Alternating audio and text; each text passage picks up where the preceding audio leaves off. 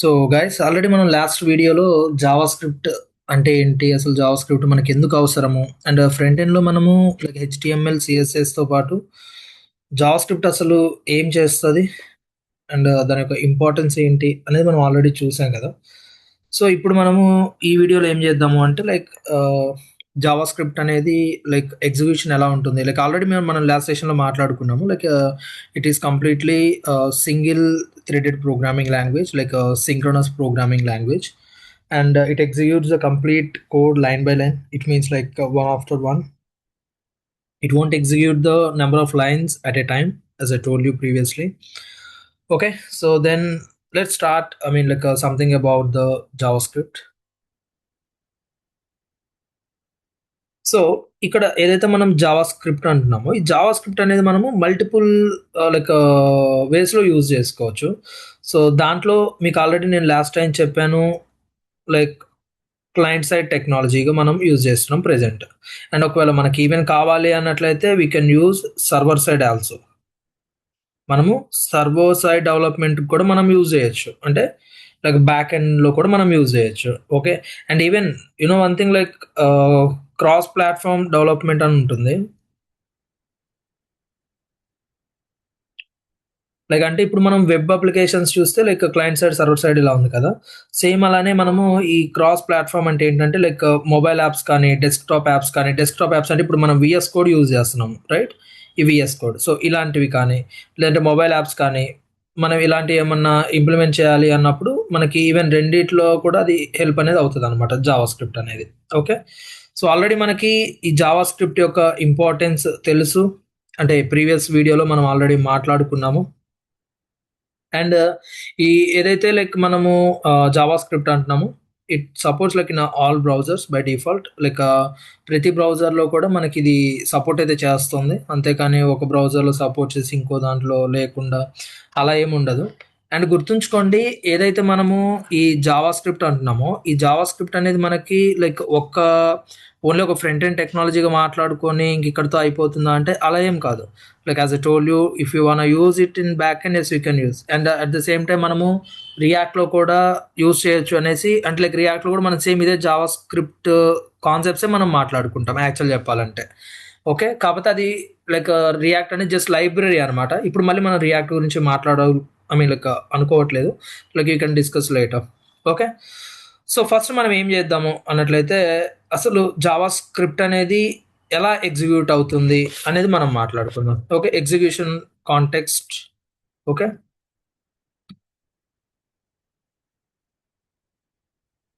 Execution of JS program. Okay, ఒక JavaScript program అనేది మనకి ఎలా ఎగ్జిక్యూట్ అవుతుంది అనేది మనం మాట్లాడుకుందాం. ఓకే, మనము ఒక 10 లైన్స్ కానీ ఒక 20 లైన్స్ కానీ ఎప్పుడైతే మనము లైక్ రాసి రన్ అనే ఒక బటన్ క్లిక్ చేస్తామో, అంటే ప్రోగ్రామ్ని రన్ చేస్తామో, ఏమవుతుంది యాక్చువల్గా right. So whenever you are going to run the JavaScript file, first it will create the execution context. గుర్తుంచుకోండి,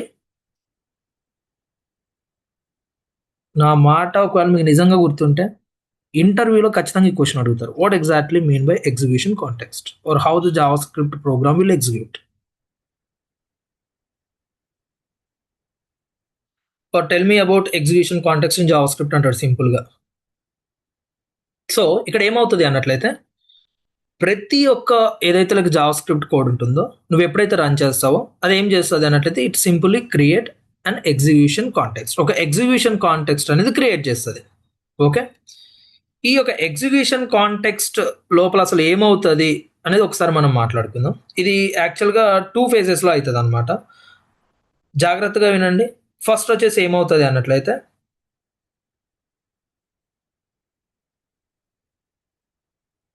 మెమరీ క్రియేషన్ ఫేజ్. ఈ మెమరీ క్రియేషన్ ఫేజ్‌లో ఏమవుద్ది అన్నట్టయితే క్రియేషన్ ఫేజ్ అంటే లైక్ మొత్తం మనకు క్రియేట్ అవ్వటం జరుగుతదనమాట. అంటే ఏంటి? నువ్వు అంటే లైక్ జావా స్క్రిప్ట్‌లో మనము లైక్ వేరియబుల్స్ క్రియేట్ చేస్తూ ఉంటాము. అండ్ ఆ వేరియబుల్స్‌లో మనం డిఫరెంట్ డిఫరెంట్ డేటా స్టోర్ చేస్తూ ఉంటాము.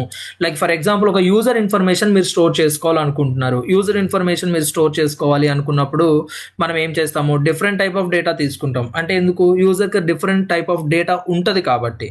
లైక్ ఆయన నేమ్ ఉండొచ్చు, ఏజ్ ఉండొచ్చు, జెండర్ ఉండొచ్చు, మొబైల్ నంబర్ ఉండొచ్చు, లేకపోతే అడ్రస్ ఉండొచ్చు, కాంటాక్ట్ నెంబర్ ఉండొచ్చు, సమ్ అదర్ లైక్ ఇన్ఫర్మేషన్, ఆయన ఒక డెసిగ్నేషన్ ఉండొచ్చు, లేకపోతే ఆయన రోల్ ఉండొచ్చు, ఆయన కంపెనీ నేమ్ ఉండొచ్చు, రైట్? అండ్ పాన్ నెంబర్ ఉండొచ్చు, ఆయన ఆధార్ కార్డ్ నెంబర్ ఉండొచ్చు. These are all different different data. అంటే data which is nothing but information, right? Data అనేది ఇన్ఫర్మేషన్ కదా.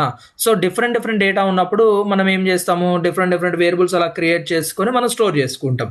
సో ఇక్కడ మనకి ఏమవుతుంది అన్నట్లయితే ఎప్పుడైతే నువ్వు అలా అంటే లైక్ డేటాని స్టోర్ చేసుకొని అంటే ప్రోగ్రామ్ని రన్ చేస్తావో ఫస్ట్ ఫేజ్ ఏంటి అంటే మెమరీ క్రియేషన్ ఫేజ్. దీంట్లో ఏం చేస్తుంది? Java script will allocate some memory for all variables అనమాట. ఏదైతే నువ్వు వేరియబుల్స్ క్రియేట్ చేసావో, ఒకవేళ ఫంక్షన్స్ ఏమైనా క్రియేట్ చేసావా, ఏవైతే నువ్వు క్రియేట్ చేసావో వాటన్నిటికి కూడా ఏం చేస్తుంది ఇది? It will allocate A complete memory. అంటే ఓకే, ఈయన ఇంత డేటా తీసుకున్నాడు కాబట్టి ఇంత స్టోరేజ్ అనేది వీళ్ళకి ఇవ్వాలి అని చెప్పేసి ఏం చేస్తుంది? మెమరీ అలొకేషన్ అనేది క్రియేట్ చేస్తుంది అనమాట. ఓకే.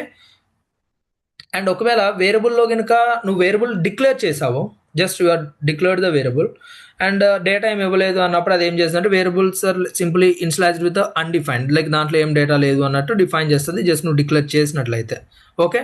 అండ్ సేమ్ అట్లనే functions will store in memory like with their complete code. ఏదైతే నువ్వు ఫంక్షన్ అనేది మనం తర్వాత మాట్లాడుకుంటాము.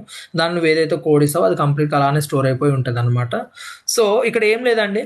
మనము ఒక 10 లైన్స్ అంటే మీకు కొంచెం కన్‌ఫ్యూజన్‌గా ఉండొచ్చు. బట్ సింపుల్‌గా చెప్పాలి అన్నట్లయితే ఏం లేదు. ఇక్కడ మనకి మీరు ఒకవేళ కంప్యూటర్ బ్యాక్‌గ్రౌండ్ అయ్యుండి, ఒకవేళ మీకేమన్నా ప్రోగ్రామింగ్ లాంగ్వేజెస్ వచ్చుంటే లైక్ సి కానీ, సి ప్లస్ ప్లస్ కానీ ఆర్ జావా. ఈ 3 ప్రోగ్రామింగ్స్‌లో ఏదన్నా మీకు వచ్చుంటే ఆర్ ఈవెన్ సి హాష్ కానీ ఏదన్నా పర్లేదు. ఈటిలో ఏమన్నా వచ్చుంటే, ఒకవేళ మీరు అట్‌లీస్ట్ ఎప్పుడైనా రాసుంటే మీకు ఈజీగా అర్థమవుతుంది. ఎట్లా? Just compare with that programming. అంటే దీంతో నువ్వు కంపేర్ చేసుకో.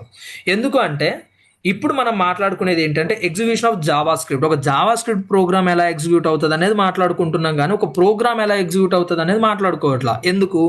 సి అనేది ఒక programming language, C plus plus అనేది ప్రోగ్రామింగ్ లాంగ్వేజ్, పైథాన్ అనేది ప్రోగ్రామింగ్ లాంగ్వేజ్ అండ్ జావా అనేది ఒక ప్రోగ్రామింగ్ లాంగ్వేజ్. అండ్ దానికి ఈ జావా స్క్రిప్ట్కి కంపల్సరీగా డిఫరెంట్ అనేది ఉంటుంది. లైక్ ఆ డిఫరెన్స్ అనేది ఏమై ఉండొచ్చు అంటే సింటాక్స్ అయి ఉండొచ్చు and while executing that program like the way of execution అయి ఉండొచ్చు. కంప్లీట్గా డిఫరెన్స్ అనేది ఉంటుంది అనమాట. సో ఇక్కడ మనం మాట్లాడుకుంటుంది జావా స్క్రిప్ట్ అసలు ఒక ప్రోగ్రామ్ని ఎలా ఎగ్జిక్యూట్ చేస్తుంది అనేది మనం మాట్లాడుకుంటున్నాం. సో ఇక్కడ సితో నేను ఎందుకు మరి కంపేర్ చేస్తున్నాను అంటే C programming, C plus plus కానీ జావా కానీ ఇక్కడ ఏమవుతుంది అంటే అండి వేరియబుల్ మీరు క్రియేట్ చేసేటప్పుడు while you are going to create a particular variable you should mention the type of the data. అంటే నువ్వు ఒక వేరియబుల్ని నువ్వు క్రియేట్ చేసేటప్పుడు యూ నీడ్ టు మెన్షన్ అంటే నువ్వు ఖచ్చితంగా ఏం చేయాలి అన్నట్లయితే దాని యొక్క డేటా టైప్ అనేది మెన్షన్ చేయాలి. అంటే నేను ఆల్రెడీ మీకు గుర్తుందా సిఎస్ఎస్లో మనం ఏం మాట్లాడుకున్నాం? వేరియబుల్స్ అనేది మాట్లాడుకున్నాం. ఏం చేస్తామని చెప్పా? Simply variable is a container. ఇది ఒక స్టోరేజ్ లాంటిది. నువ్వేం చేయొచ్చు? ఒక డేటాని అంటే ఏదైనా ఒక ఇన్ఫర్మేషన్ నువ్వు స్టోర్ చేసుకోవచ్చు. మరి స్టోర్ చేసుకోవడం వల్ల నాకేంటి benefit? You can use this variable wear ever you want. నువ్వు మళ్ళీ ఆ డేటా రాయాల్సిన అవసరం లేదు. ఈ వేరియబుల్ నువ్వు కాల్ చేసుకొని దాని లోపల ఉన్న డేటా నువ్వు యాక్సెస్ చేసుకోవచ్చు. ఓకే. అండ్ ఈ ప్రోగ్రామింగ్ లాంగ్వేజ్ అయితే చెప్పిన దాంట్లో ఏం చేస్తావు? నువ్వు ఖచ్చితంగా డేటా టైప్ అనేది మెన్షన్ చేస్తావు. అండ్ డేటా టైప్ మెన్షన్ చేసి variable mention like variable which is nothing but simple you can say identifier. అంటే ఒక నేమ్ చెప్పుకుంటావు, ఐడెంటిఫైయర్ చెప్పేసి అండ్ ఇక్కడ ఏం చేస్తావు? సమ్ వాల్యూ ఇచ్చుకుంటావు. ఇలా చేస్తావు. అండ్ ఇప్పుడు నువ్వు తర్వాత నువ్వు స్టోర్ చేసుకునేటప్పుడు లేకపోతే ఇక్కడ నువ్వు ఒకేసారి వాల్యూ ఇనిషియలైజ్ చేసేటప్పుడు ఇక నువ్వు డేటా టైప్ అనేది ఏమి ఇచ్చావు? ఫర్ ఎగ్జాంపుల్ నేను ఇక్కడ యూజర్ ఏజ్ అనేది తీసుకోవాలనుకుంటున్నా. ఏజ్ అనేది ఆబ్వియస్లీ మనకు తెలుసు నెంబర్లోనే ఉంటుంది, రైట్? సో నెంబర్లో ఉంటుంది కాబట్టి నేను ఏం చెప్తా అంటే ఇక్కడ ఇంట్ అనేది ఒక డేటా టైప్ అండి. ఇంట్ which is nothing but integer. Okay. ఇంట్ ఈజ్ ఈక్వల్స్ లైక్ ఇంట్ ఏజ్ ఈజ్ ఈక్వల్స్ అని చెప్పేసి నేను ఏం చేశాను? 25 అని చెప్పేసి ఇచ్చాను ఫర్ ఎగ్జాంపుల్ అనుకుందాం, రైట్? ఇక్కడ దీని మీనింగ్ ఏంటంటే ఇది వాల్యూ అండి. Try to understand this is called value, this is identifier and this is a data type. నేను మీకు జావా కానీ, సి లాంగ్వేజ్ కానీ, సి ప్లస్ ప్లస్ కానీ చెప్పాలని అనుకోవట్లేదు. జస్ట్ మీకు కంపారిజన్ కోసం మాత్రం నేను చెప్తున్నా. ఇక్కడ ఏం చేస్తున్నావు అంటే నువ్వు డేటా టైప్ మెన్షన్ చేస్తున్నావు కాబట్టి that program can understand okay this is integer type and I need to allocate memory for this for example 4 bytes of memory. అంటే దానికి నువ్వేం చెప్తున్నావు? అరే బాబు! ఇది ఇంటీజర్ అంటే ఇక నేను స్టోర్ చేసే డేటా అనేది కంపల్సరీగా ఒక నెంబరే అయి ఉంటది. అది కూడా ఓల్ నెంబరే ఉంటది. ఒక పాయింట్ వాల్యూ ఉండదు. ఒక స్ట్రింగ్ ఉండదు. ఒక బూలియన్ డేటా ఏముండదు. ఖచ్చితంగా నేను నెంబరే ఇస్తాను. That can be either positive or negative అన్నప్పుడు సిస్టమ్‌కి తెలుసు. ఓకే. ఇంటీజర్ నెంబర్‌కి అంటే ఈ ప్రోగ్రామింగ్ యూజ్ చేస్తే ఓకే. లేకపోతే ఇంటీజర్‌కి నేను ఇదిగో 2 బైట్స్ అలొకేట్ చేయాలి. లేకపోతే 4 బైట్స్ అలొకేట్ చేయాలి అని దానికి తెలుసు. దేనికి? ఇంటీజర్‌కి. బట్ నువ్వు ఇంటీజర్ చెప్పినప్పుడే అది తీసుకుంటది అన్నట్టు. But when it comes to the JavaScript you don't need to mention the type of the data. నువ్వు వేరియబుల్‌ని క్రియేట్ చేసేటప్పుడు ఖచ్చితంగా డేటా టైప్ మెన్షన్ చేయాలా అంటే అవసరం లేదు. సో అది ఇక్కడ కాన్సెప్ట్. అంటే ఇప్పుడు దీనికి దానికి ఏంటి సంబంధం అంటే it will create the memory. ఇది మెమరీ క్రియేషన్ ఫేజ్ అని చెప్పా. అండ్ నువ్వు క్రియేట్ చేసిన వేరియబుల్స్ అన్నిటికి ఇక్కడ ఏం చేస్తుంది? ఇది మెమరీ క్రియేట్ చేసుకుంటుంది and it can understand the data. Okay user ఈ డేటా స్టోర్ చేసుకుంటున్నాడు అంటే ఈ డేటా స్టోర్ చేసుకుంటే దీని యొక్క డేటా టైప్ ఏమై ఉంటుంది? ఇది అయి ఉంటుంది. మరి ఈ డేటా టైప్ అయితే నేను ఎంత మెమరీ ఆ యొక్క డేటా టైప్కి ఆర్ ఐడెంటిఫైర్కి నేను అలొకేట్ చేయాలి అని చెప్పేసి ఇది అండర్స్టాండ్ చేసుకొని ఇది ఏం చేస్తుంది? మెమరీ అంతా అలొకేట్ చేస్తుంది. అది ఫస్ట్ ఫేజ్ అవుతుంది అనమాట. ఐ హోప్ అర్థమైంది అనుకుంటున్నా. ఒకవేళ అర్థం కాకపోతే మళ్ళీ ఒకసారి వీడియో చూడండి. చెప్తున్నాను ఈ యొక్క వీడియో చాలా అంటే చాలా ఇంపార్టెంట్. ఎగ్జిక్యూషన్ అనేది main. Like without understanding the execution of JavaScript you can't even understand complete JavaScript. నువ్వు ఒక జావా స్క్రిప్ట్ ప్రోగ్రామ్ ఎలా ఎగ్జిక్యూట్ అవుతదనేది నీకు తెలియదు అన్నప్పుడు how you can understand JavaScript? జావా స్క్రిప్ట్‌లో ఉన్న ఒక కాన్సెప్ట్ నీకు ఎలా అర్థమవుతది? ఫస్ట్ అసలు ఎగ్జిక్యూషన్ మెయిన్ నాకు తెలియదు అన్నప్పుడు. ఓకే.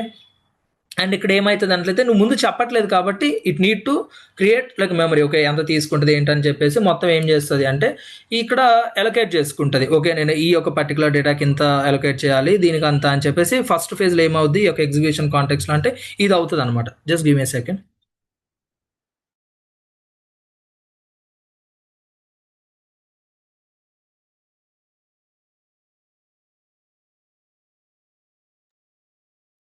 ఓకే. సో ఇదనమాట ఎగ్జిక్యూషన్ కాంటెక్స్‌లో ఉన్న ఫస్ట్ ఫేజ్ అనమాట. సో ఇక్కడ ఇది అవుతది. ఏమవుతది మళ్ళీ చెప్తున్నా Java script allocate memory for all the variables and the functions. ఏవైతే వేరియబుల్స్ అండ్ ఫంక్షన్స్ ఉన్నాయో వాటికి ఏం చేస్తది జావా స్క్రిప్ట్ అనేది మెమరీ అనేది అలొకేట్ చేస్తది. ఓకే. అండ్ నెక్స్ట్ అండ్ తర్వాత స్టెప్ ఏంటి అంటే లైక్ నెక్స్ట్ ఇంకేముంటది అంటే కోడ్ ఎగ్జిక్యూషన్ ఫేజ్ అనమాట. అంటే మెమరీ అలొకేట్ చేశాను ఓకే బానే ఉంది. అండ్ మరి నెక్స్ట్ ఏం చేస్తా మరి ఆ కోడ్ అనేది అలొకేట్ చేయాలి కదా! సారీ ఎగ్జిక్యూషన్ చేయాలి కదా. Memory allocation is done and now it need to execute. So again I'm repeating JavaScript ఎగ్జిక్యూషన్లో మనకి 2 ఫేజెస్ ఉంటాయి. ఫస్ట్ ఫేజ్ వచ్చేసి మెమరీ క్రియేషన్ ఫేజ్, సెకండ్ వచ్చేసి ఎగ్జిక్యూషన్ ఫేజ్.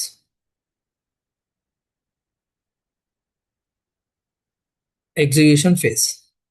సో ఇక్కడ ఏమవుతుంది ఎగ్జిక్యూషన్ ఫేజ్లో ఏమవుతుంది అన్నట్లయితే JS executes the code line by line as I told you already. JS executes the code line by line. So ఇదన్నమాట. And it will assign here the actual values. The actual values to variables. Even ఒకవేళ variable ఎక్కడైనా declare చేసినా దాని తర్వాత దాని యొక్క ఏదైతే actual values ఉంటాయో అవి అసైన్ చేస్తుంది అనమాట. Okay. And here it executes functions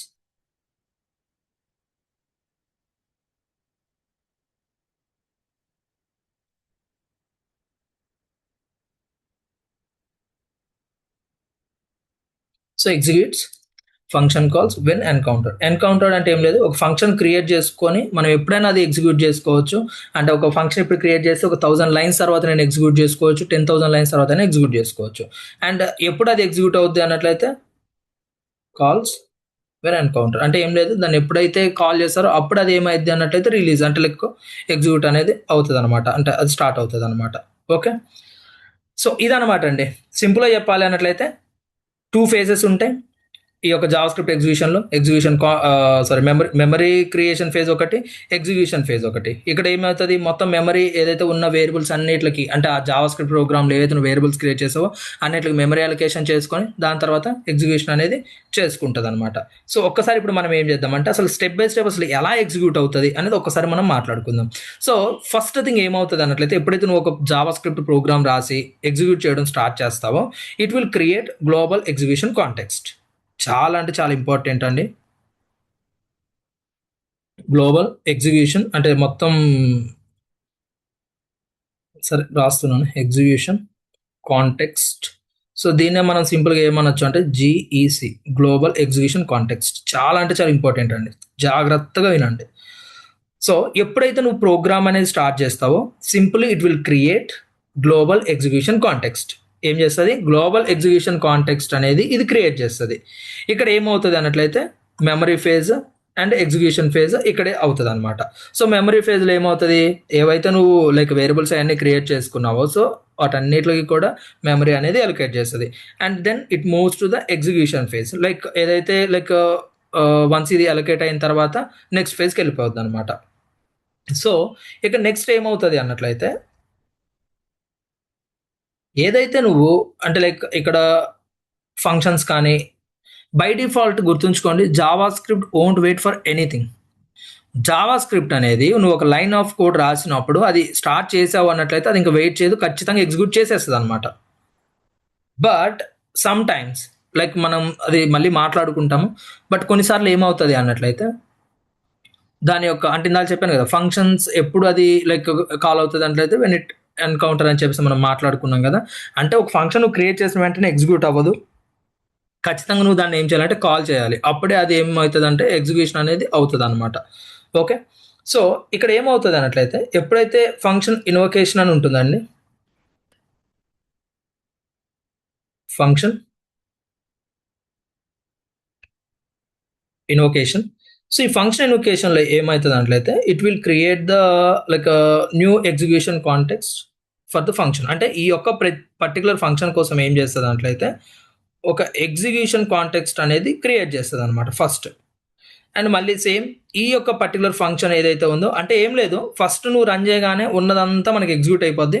but functions ఏవైతే ఉన్నాయో, for example just imagine guys, just imagine మన దగ్గర ఒక 100 లైన్స్ ఆఫ్ కోడ్ ఉంది. సో ఫస్ట్ ఒక 10 లైన్స్లో ఏమైంది అంటే డైరెక్ట్ మనం వేరియబుల్ అవి రాసేసుకున్నాము. సో అది యాడ్ చేసుకోవడము మల్టిప్లై చేసుకోవడం ఏదో అయిపోయింది. దాని తర్వాత ఇక్కడ ఏమైంది అన్నట్లయితే ఫంక్షన్ అనేది క్రియేట్ అయిపోయింది, ఫంక్షన్ క్రియేట్ అయింది. సో ఈ ఫంక్షన్ క్రియేట్ అయినప్పుడు ఏమవుతుంది అంటే ఫంక్షన్ క్రియేట్ అయిన వెంటనే ఎగ్జిక్యూట్ అవ్వదు. మరి ఎప్పుడు ఎగ్జిక్యూట్ అవుతుంది, ఈ ఫంక్షన్ని కాల్ చేయాలి.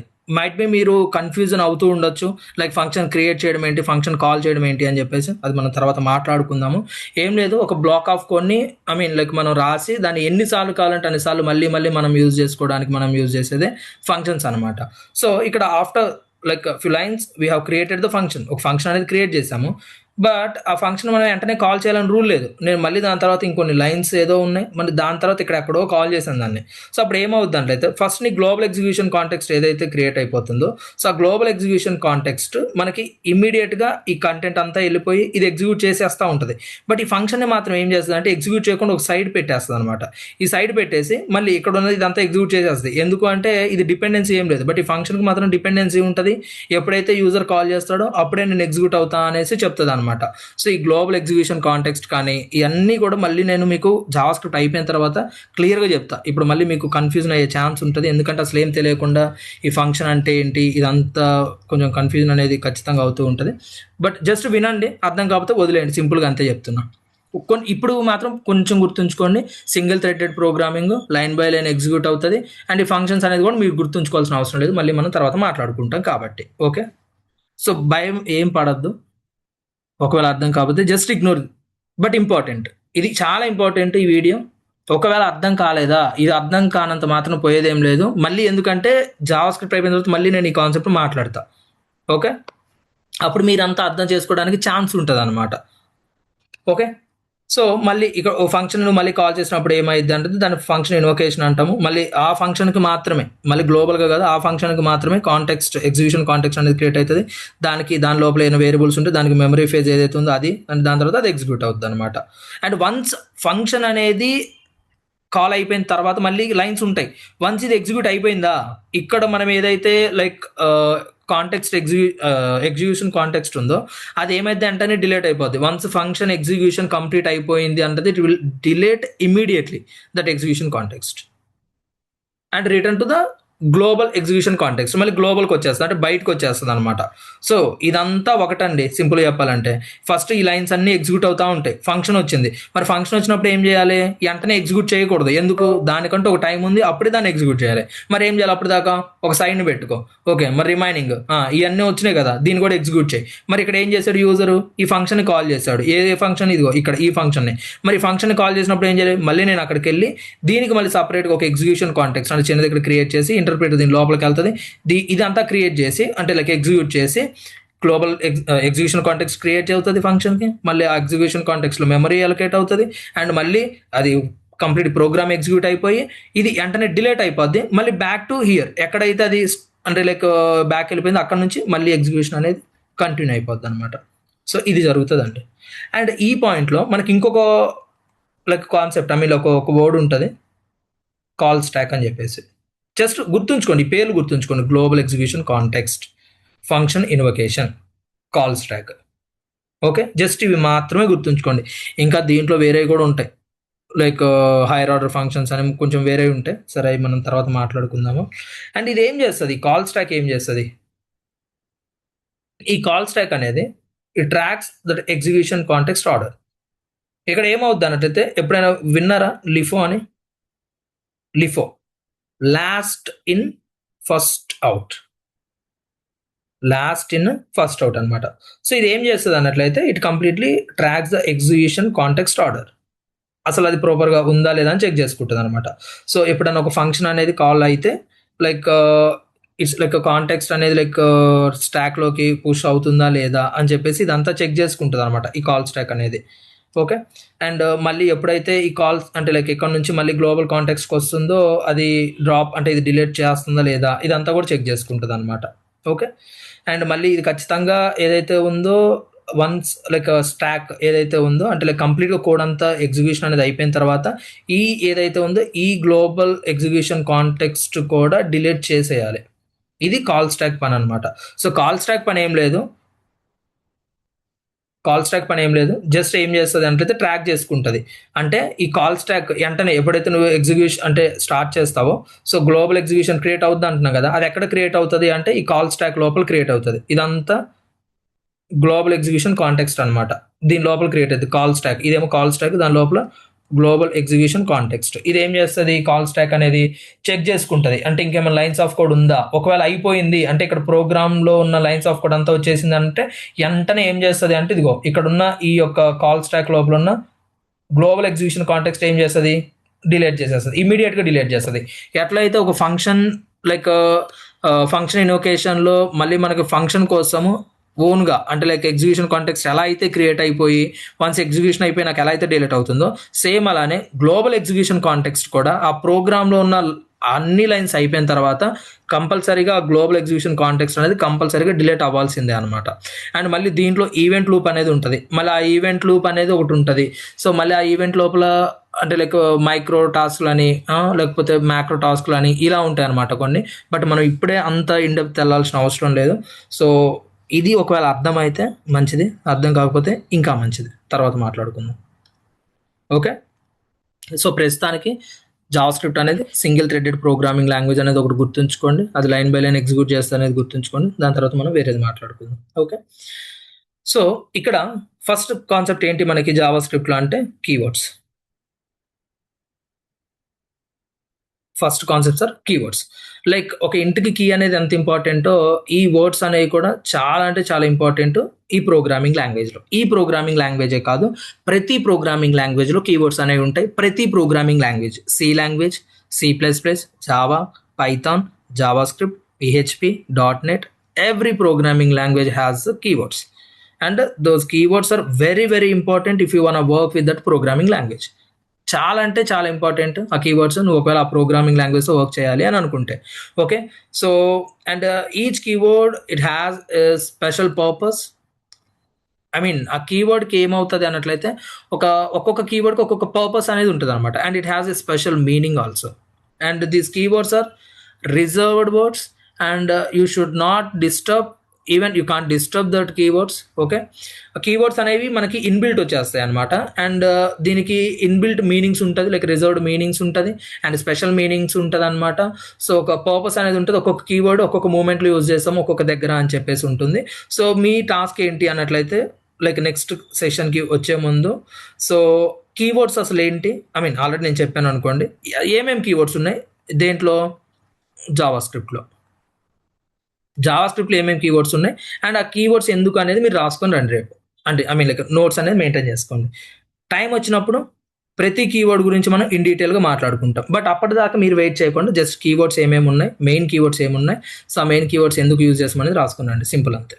ఓకే, సో నెక్స్ట్ కాన్సెప్ట్ వచ్చేసి ఏంటి, అంతే కీవర్డ్స్ అంతకుమించి పెద్ద మనం మాట్లాడుకోము. ఎందుకు అంటే ప్రతిరోజు కీవర్డ్స్ మాట్లాడుకుంటాం కాబట్టి. ఈ ఒక్క రోజుతో మన కీవర్డ్స్ అయిపోయేది కాదు.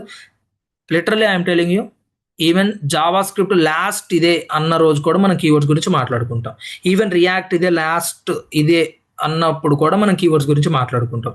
So it's everyday process keywords అనేది. సో పెద్దగా మనం ప్రత్యేకంగా మాట్లాడుకోవాల్సిన అవసరం అయితే లేదు. Okay, so now the concept is like variables. So as we know, variables are used to store the data. నువ్వు డేటాని స్టోర్ చేసుకోవడానికి యూజ్ చేసేదే వేరియబుల్స్ అనమాట. ఓకే, ఎందుకు ఈ యొక్క వేరియబుల్స్ అంటే to store the data. And you know one thing, what exactly mean by A variable? A variable which is nothing but named memory address location. అంటే ఈ యొక్క పర్టికులర్ ప్రోగ్రామింగ్లో నువ్వేం చేస్తున్నావు, it's named memory address location. అంటే ఒక memory అడ్రస్కి పెట్టిన name అనమాట ఇది, ఆ లొకేషన్కి పెట్టిన నేమ్. ఫర్ ఎగ్జాంపుల్ ఇప్పుడు మీరు ఎక్కడ ఉంటున్నారు, లైక్ మీ లొకేషన్ ఏంటి అంటే మీరు ఒక పేరు చెప్తారు, రైట్? సో ఆ పేరు అనేది ఏంటి, ఆ లొకేషన్కి మీరు ఉంటున్న ల్యాండ్ మార్క్కి పెట్టిన ఒక పేరు అది.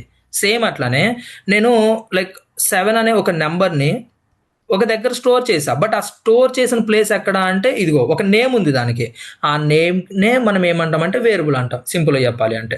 సో ఇక్కడ మీరు ఎలా గుర్తుంచుకోవాలి అన్నట్లయితే ఫస్ట్ ఈ యొక్క వేరియబుల్ డిక్లరేషన్ మనకు తెలియాలన్నమాట, అంటే ఎలా మనం క్రియేట్ చేస్తామని. ఇక్కడ మనకి లెట్, వేర్, కాన్స్ట్ ఇలా 3 కీవర్డ్స్ ఉంటాయి. These are keywords. చెప్పాను కదా, ప్రతిరోజు మనం కీవర్డ్స్ గురించి మాట్లాడుకుంటాం, అంటే ప్రతిరోజు అంటే సిచ్యువేషన్ బట్టి. ఈ 3 కీవర్డ్స్లో ఏదన్నా యూజ్ చేసుకొని మనం ఏం చేస్తామంటే ఐడెంటిఫైర్ అనేది ఇస్తాం. Identifier which is nothing but name. Okay, and is equal ఇచ్చేసి, అంటే ఇది ఒక ఆపరేటర్ అనమాట, అసైన్ చేస్తున్నాము and we're going to assign some value. ఇది సింటాక్స్. ఓకే, ఇది సింటాక్స్ అనమాట. ఫస్ట్ కీవర్డ్, ఐడెంటిఫైర్, వాల్యూ అనమాట. సో దీన్ని అంతా కలిపితేనే మనం ఏమంటామంటే వేరియబుల్ అంటాం. వేరియబుల్. ఇక్కడ లెట్కి ఒక మీనింగ్ ఉంటుంది, వార్కి ఒక మీనింగ్ ఉంటుంది, కాన్స్ట్కి ఇంకొక మీనింగ్ ఉంటుంది. ఓకే, సో లెట్ అనేది ఏంటి అన్నట్లయితే simple you can say block level scope. Block scope ఉంటుంది and it can, I mean, like we can able to like change or update. I mean, we can able to assign some values even later. Like once if నువ్వు ఒక value ఇచ్చావు, for example let అని చెప్పేసి for example mobile number అన్నాను. So once నువ్వు mobile number ఇచ్చేసిన తర్వాత, some number ఇచ్చిన తర్వాత you can able to update, like I mean change చేసుకోవచ్చు నీకు తర్వాత ఎప్పుడైనా కావాలి అంటే. Okay, block scope. And even const అనేది కూడా నీకు అలానే వర్క్ అవుతుంది, block scope. But here you can able to update the data, నువ్వు చేంజ్ చేయొచ్చు. But when it comes to the const, it is constant. అంటే లైక్ నువ్వు అప్డేట్ చేయడానికి ఛాన్స్ ఉండదు అనమాట. వన్స్ నువ్వు ఒక వాల్యూ ఇచ్చావు అన్నట్లయితే you should not update this value, నువ్వు అప్డేట్ చేయడానికి ఛాన్స్ లేదు. అండ్ వేర్ అనేది ఏంటి అన్నట్లయితే ఇట్స్ అ గ్లోబల్ స్కోప్ అనమాట, ఇది బ్లాక్ స్కోప్ కాదు. బ్లాక్ స్కోప్ అంటే ఏం లేదు, ఒక సెక్షన్ లోపల అంటే ఒక ఫంక్షన్ లోపల మాత్రమే ఇది వర్క్ చేస్తుంది, ఏది లెట్ కానీ కాన్స్ట్ కానీ. బట్ వేర్ అనేది అట్లా కాదు, ఈవెన్ ఈ బ్లాక్ బయట ఇక్కడ కూడా అది వర్క్ చేస్తుంది. బట్ లెట్ కానీ కాన్స్ట్ కానీ ఓన్లీ ఇదే దీని ఎండింగ్ పాయింట్, దీని తర్వాత అనేది వర్క్ చేయదు. అసలు బ్లాక్ అంటే ఏంటి అనేది మనం తర్వాత మాట్లాడుకుందాము. Like conditional statement, looping statement, functions, వీటిలో మనము వాటిని బ్లాక్ అంటూ ఉంటాము. ఓకే, సో అది మనం తర్వాత మాట్లాడుకుందాం. సో వేరియబుల్ అంటే ఏంటి, సింపుల్గా a variable which is nothing but named memory address location. అంటే ఏం లేదు, నేను ఒక డేటాని స్టోర్ చేసుకుంటున్నా, ఆ డేటాని స్టోర్ చేసుకోవడానికి నేనేం అంటే అది ఎక్కడ స్టోర్ అవుతుంది, ఆబ్వియస్లీ ఒక మెమరీ అడ్రస్లో స్టోర్ అవుతుంది. ఆ మెమరీ అడ్రస్కి ఒక పేరు కావాలి కదా, మరి నేను ఎట్లా కాల్ చేసుకోవాలి ఆ వాల్యూ కావాలన్నప్పుడు, సో దానికి ఒక నేమ్ పెట్టుకుంటా, ఆ నేమ్ త్రూ నేను కాల్ చేసుకుంటా. సో అప్పుడు ఏమవుతుంది, ఆ నేమ్ని నేను కాల్ చేసినప్పుడు దాని లోపల ఉన్న డేటా, అంటే నువ్వు ఏదైతే డేటా స్టోర్ చేసావో అది మనకి యాక్సెస్ అనేది అవ్వడానికి ఛాన్స్ ఉంటుంది అనమాట. సో ఇక్కడ నువ్వు అబ్జర్వ్ చేసినట్లయితే నేను ఏం చెప్పాను, కీవర్డ్ అనేది చెప్పాను, ఐడెంటిఫైర్ అని చెప్పాను, అండ్ ఇక్కడ data or you can say value అని చెప్పాను. సో ఇక్కడ నువ్వు ఐడెంటిఫైర్ ఏదైతే ఉందో, ఇక్కడ ఐడెంటిఫైర్ని క్రియేట్ చేయడానికి కొన్ని రూల్స్ ఉంటాయి అనమాట. You need to follow those rules. ఎప్పుడైనా ప్రోగ్రామింగ్ అనేది నువ్వు వర్క్ చేసేటప్పుడు అండ్ ఒక ప్రోగ్రామింగ్తో నువ్వు వర్క్ చేసేటప్పుడు you have to follow the rules. Rules అనేది నువ్వు కంపల్సరీగా ఫాలో అవ్వాలి, అప్పుడే నువ్వు ఆ యొక్క ప్రోగ్రామింగ్తో ప్రాపర్గా వర్క్ చేయడానికి ఛాన్స్ ఉంటుంది. సో ఏంటి ఆ రూల్స్ అన్నట్లయితే, so identifier can contains like alpha numeric values. అంటే ఒక ఐడెంటిఫైర్ అనే దాంట్లో ఏముండొచ్చు అన్నట్లయితే alpha numeric values.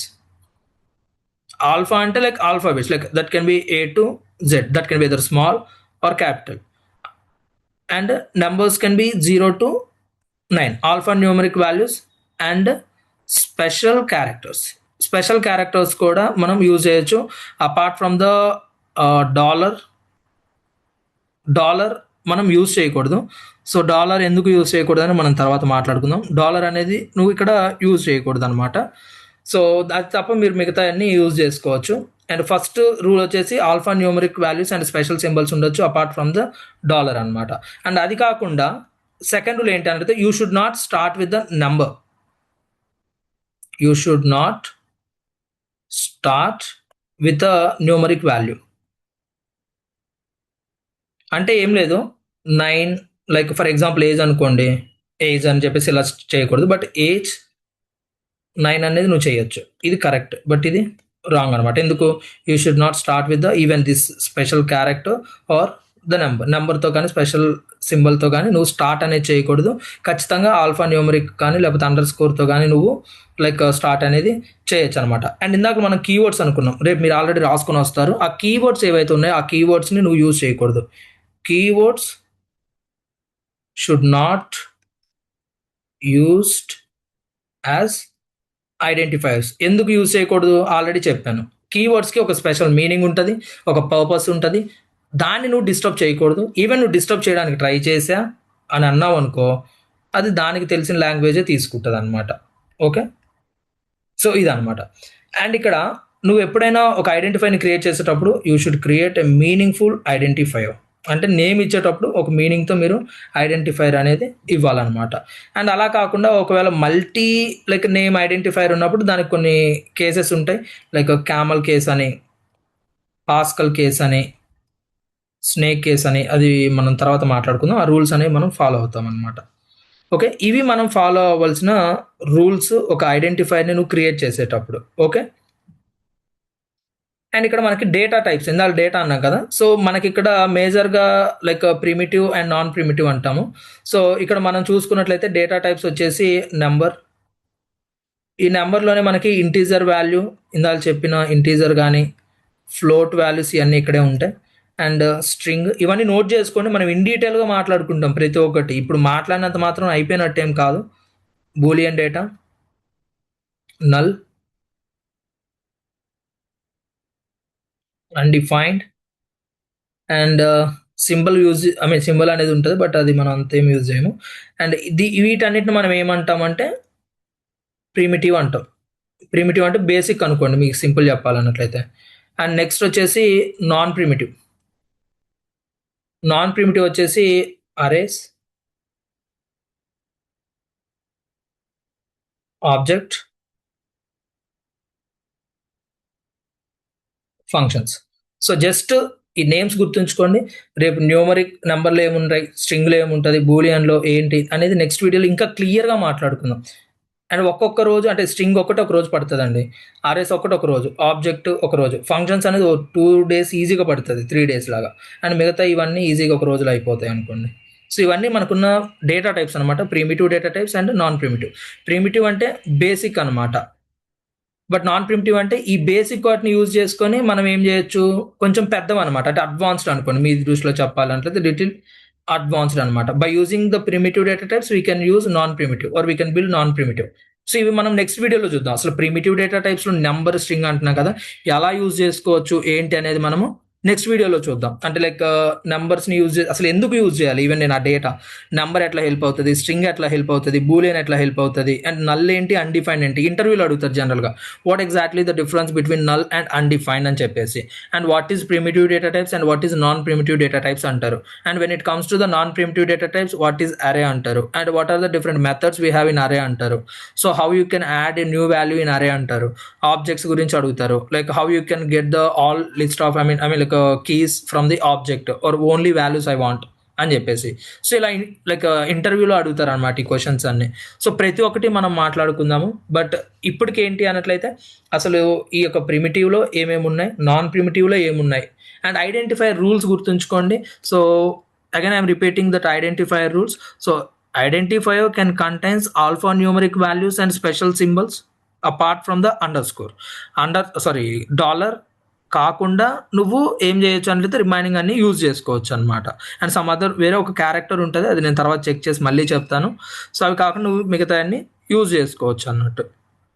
Okay, and దాని తర్వాత మనకి ఏంటి అన్నట్లయితే ఏదైతే మనం కీవర్డ్స్ అన్నామో నెంబర్తో కానీ లేక స్పెషల్ సింబల్తో కానీ మనకి ఐడెంటిఫైర్ స్టార్ట్ అవ్వకూడదు. ఓకే, అండ్ దాని తర్వాత ఏవైతే కీవర్డ్స్ మనం ఆల్రెడీ మాట్లాడుకున్నామో ఆ కీవర్డ్స్ని నువ్వు ఐడెంటిఫైర్ లాగా యూజ్ చేయకూడదు. ఎందుకు? ప్రోగ్రామింగ్కి, అంటే ఆ ప్రోగ్రామింగ్ లాంగ్వేజ్కి ఆల్రెడీ ఆ కీవర్డ్ అంటే ఏంటనేది తెలుసు. బట్ నువ్వేం చేసావు, అదే కీవర్డ్ని తీసుకొచ్చి ఇక్కడ యూజ్ చేస్తున్నావు. నువ్వేమో ఐడెంటిఫైర్ అంటున్నావు, బట్ లాంగ్వేజ్ ఏమో కీవర్డ్ అంటుంది. కీవర్డ్ అంటే దానికి మీనింగ్ ఉంటుంది, నేను అదే పని చేస్తాను అంటది. బట్ నువ్వేమో ఇక్కడ అది కాకుండా వేరే చెయ్యు అంటున్నావు. మరి అదేం చేస్తుంది?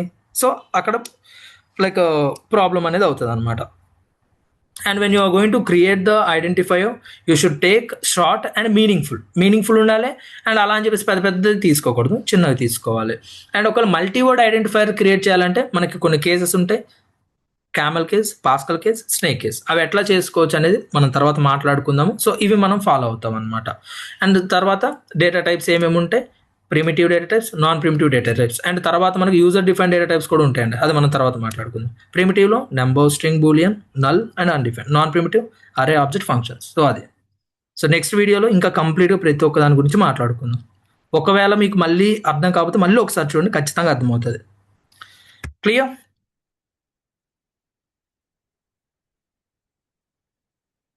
So that's it guys for this video.